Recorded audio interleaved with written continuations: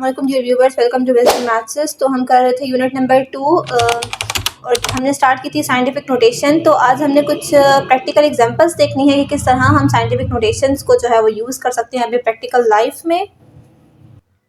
तो exercise number 2.1 का question number 4 अब हम देखेंगे। If it takes 5 seconds to recite कलमा पाक वंस, अगर एक दफ़ा कलमा पाक पढ़ते हुए 5 सेकेंड्स लगते हैं, how many hours will it take to recite कलमा पाक 1 मिलियन टाइम। तो 1 मिलियन दफ़ा अगर हमें कलमा पाक पढ़ना होगा तो हमें कितने घंटे लगेंगे, ये हमने फाइंड करना है। अब 1 मिलियन जो है वो काफ़ी बड़ी अमाउंट है, तो इसको हम इजीली साइंटिफिक नोटेशन में सॉल्व कर सकते हैं। तो हमारे पास यहाँ पे है convert hours into days and write the answer in standard form. अब इसमें हमने क्या करना है, इसमें हमने कन्वर्ट करने हैं, जो ऑर्स हम फाइंड करेंगे उनको डेज में भी कन्वर्ट करना है और उसके बाद हमने अपने आंसर को स्टैंडर्ड फॉर्म में भी लिखना है।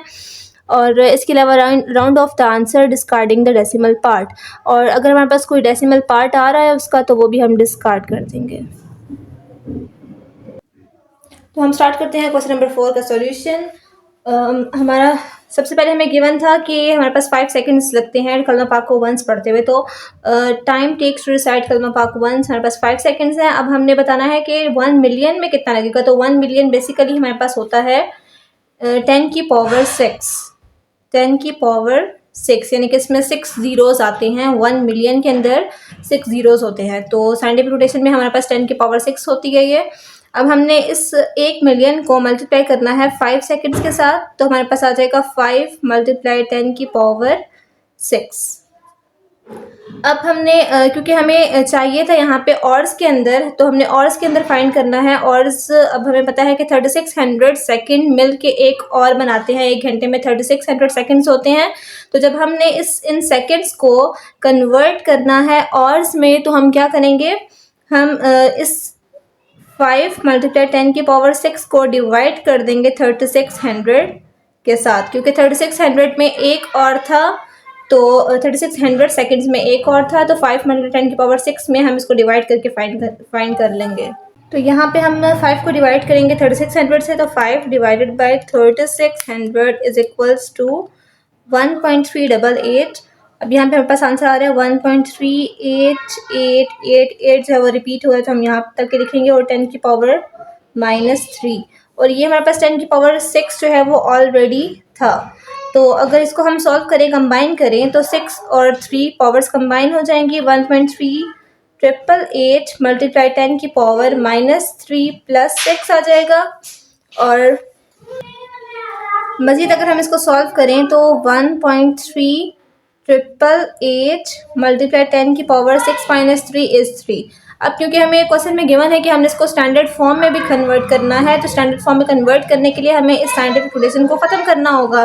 तो हम यहाँ पे 10 की पावर 3 है, हमने इस पॉइंट को 3 टाइम्स जो है वो आगे लेके आना है। तो यहाँ हम पॉइंट को 3 टाइम्स जो है वो आगे लेके जाएंगे, तो ये बन जाएगा 138.8 पॉइंट को हम 3 टाइम्स जो है वो आगे लेके गए हैं, तो हमारे पास ये टर्म बन गई। अब इसमें अगर हम, क्योंकि हमें एंड पे ये भी गिवन है कि हमने डेसिमल पॉइंट को डिस्कार्ड करना है, तो डेसिमल पॉइंट को जब ख़त्म करेंगे तो 8 को जब राउंड ऑफ करेंगे तो ये 8 हमारे पास क्या बन जाएगा, 9। तो 1389 अप्रॉक्सीमेटली हमारे पास आ जाएगा। 1389 ऑर्स हैं जिसमें हम 1 मिलियन टाइम जो है वो कलमे पाक पढ़ सकते हैं। अब हमने इन ऑर्स को कन्वर्ट करना है डेज में। तो हमें पता है कि एक दिन में 24 घंटे होते हैं, तो हमने जब इन ऑर्स को डेज में कन्वर्ट करना है, तो हम 1389 को डिवाइड करेंगे 24 के साथ, तो हमारे पास वो डेज में कन्वर्ट हो जाएगा। अब हम इन दोनों को डिवाइड कर लेते हैं।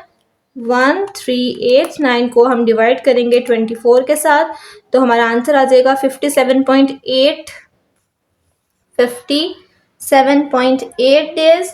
अब इसको भी हमने लिखना है पॉइंट को डिस्कार्ड करके, तो जब हम 8 को राउंड ऑफ करेंगे तो 7 हमारे पास बन जाएगा 8।